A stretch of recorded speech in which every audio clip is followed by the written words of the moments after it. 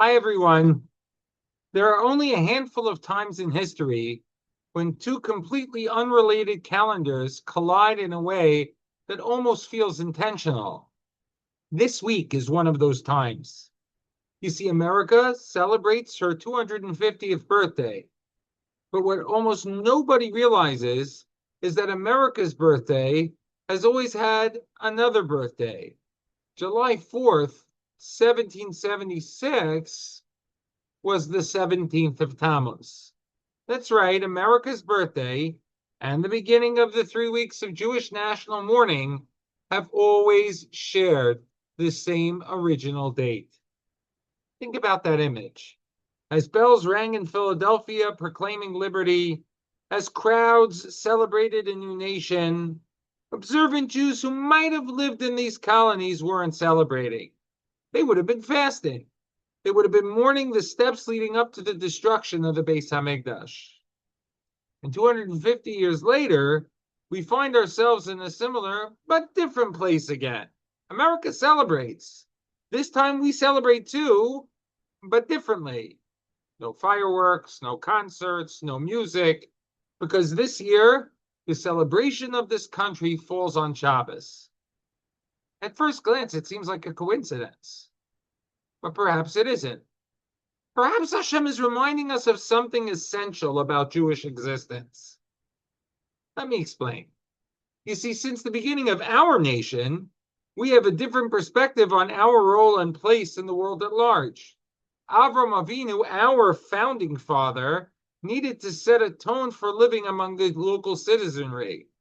When seeking to purchase Ma'aras HaMachpelah to bury Sarah Imenu, when Avram sought to purchase that cave, he told Bnei Chet, Ger v'toshav anochi imochem. I'm a stranger and a resident among you.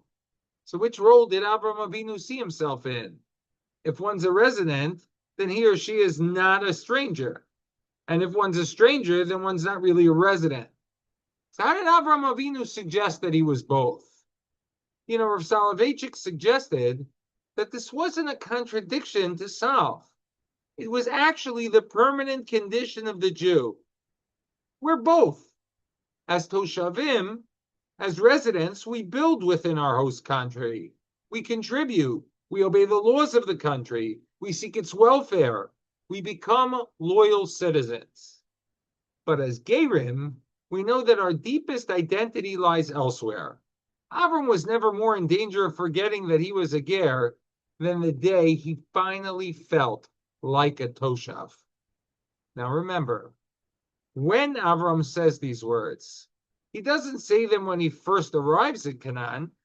He's already lived there for decades. He's wealthy, he's respected, he's influential. Kings seek his counsel. If anyone had to earn the right to simply blend into society, it was Avram Avinu. And yet still he insists, Ger v'toshav anochi. I am a stranger and a resident. The longer you're comfortable, the more intentionally you must remember that you're also a ger.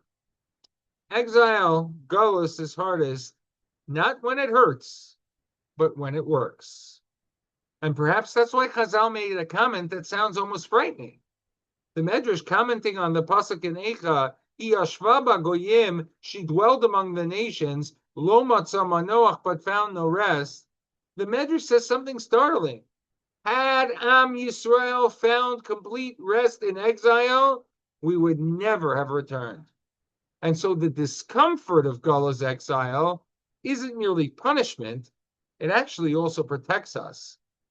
Because if exile ever feels completely like home, we stop yearning for Geula, for redemption. So we need to be balanced this Shabbos. On the one hand, America has been, to quote Rav Moshe Feinstein, a malchus shel chesed, a government built on kindness and charity. Perhaps no country in the Jewish history has afforded us the religious freedom, security, and opportunity that America has. Take a look at the growth of our yeshivos.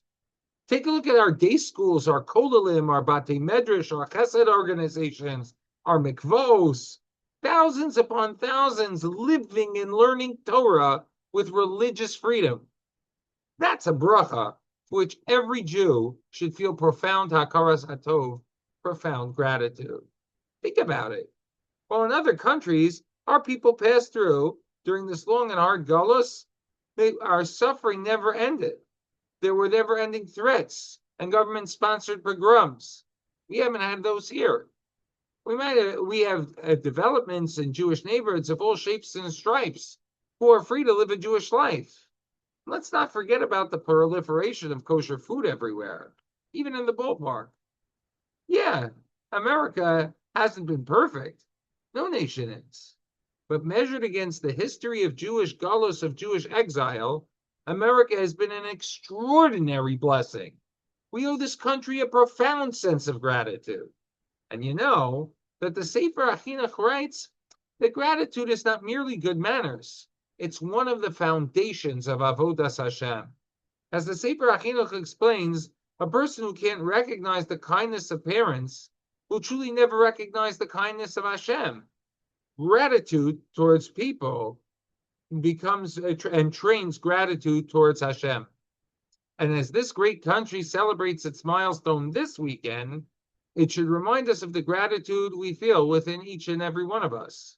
We daven for this country. We obey its laws. We appreciate its freedoms. Rav Soloveitchik explained that to be exemplary citizens, to demonstrate civic morality, and thereby create a Kiddush Hashem, that's our celebration.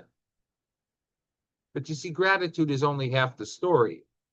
Shabbos Pinchas actually reminds us of the other half. Why did Pinchas receive Risi Shalom? Not because Hashem delights in zealotry. The crisis at Baal Peor was actually a crisis of identity. Am Yisrael was dissolving into the surrounding culture. The boundaries between Kodesh and Chol, between holy and ordinary, were disappearing. And Pinchas restored these boundaries. His actions reminded Klal Yisrael that living among other nations must never mean becoming indistinguishable from them. Pinchas didn't save Judaism from Midian. He saved Judaism from becoming Midian and Moab. And that's exactly what Avram Avinu meant by Ger V'Toshav, fully present, never spiritually assimilated or absorbed.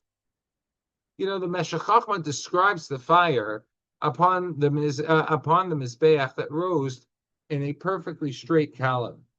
Now, normally fire bends with the wind, but this smoke column in the Beis Hamikdash, we're told, even if all the winds of the world came and tried to bend or dissipate it, they could not. And the Meshech Chochmah explains that we are just like that column of smoke. Scattered Jews across the globe, Spain, Poland, Morocco, even America, where in each place the winds of culture blow from every direction, Jews still gather again.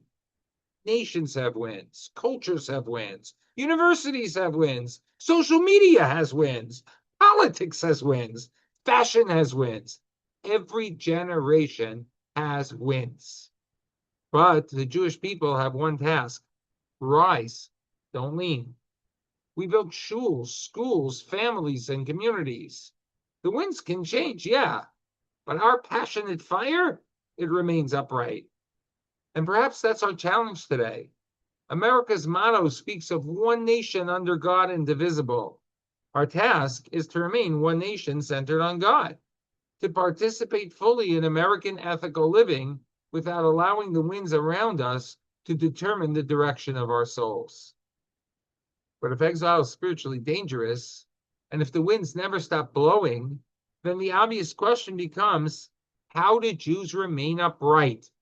What's the secret that keeps the fire from bending? I have to tell you, lately I've been worried if the winds are blowing in America with a new direction and a message that's scary. Anti-Semitism's on the rise. Political turmoil is clearly setting in. Do we actually have anything left to celebrate? But noted Jewish historian Rabbi Dr. Zev Elef made an argument for historical optimism. He noted that we were in a similar situation 50 years ago. Back then, Watergate, the Yom Kippur War, and the United Nations resolution that linked Zionism to racism had made more than a modicum of American Jews uneasy. And a half century before that, Henry Ford, that terrible anti-Semite, and housing covenants and university enrollment quotas had agitated an earlier generation of Jews in the United States. And then Rabbi Elif, Dr. Elif, added an astounding observation. The American communities that flourished during and despite these times didn't survive merely because they argued politics more effectively. They survived because they built Torah. They opened schools, both elementary and higher level. They strengthened learning. They invested in Jewish education. They invested in the Kiruv movement and deepened Jewish identity. In other words, whenever Jews became frightened, they learned. Whenever Jews became uncertain, they invested and they built. We naturally spend much time talking about what's happening around us, but the future of the Jewish people has never been secured primarily by reacting to the world outside. It's always been secured by strengthening the Torah world within. 250 years ago, America celebrated freedom. The Jewish people fasted. Today, America celebrates again. And once again, the Jewish people stand just a little differently. Present, grateful, loyal, but never entirely at home. It's not a contradiction. That's our calling. We ought to continue to be citizens whose honesty, whose kindness, whose civic responsibility bring honor to Torah. We ought to continue to pray for this Malchus Shel Chesed, to contribute to its welfare, and to express genuine Hakaras HaTov for the blessings that we have received here. But as the 3 weeks begin, may we also remember that even the greatest exile is still exile.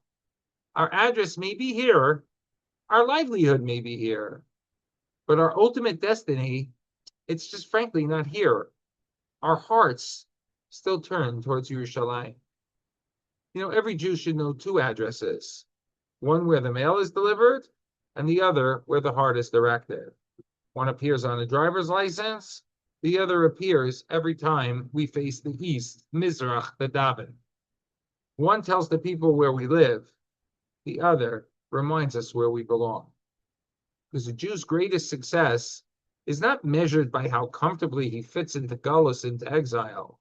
It's measured by whether, after generations of bracha and prosperity, he can still say with Avram Avinu, Yer v'toshav anochi machem. I'm fully with you, my fellow Americans. And yet, in the deepest sense, I still know where home is. Wishing you and yours a Shabbat Shalom and a Shabbat Shalom to all.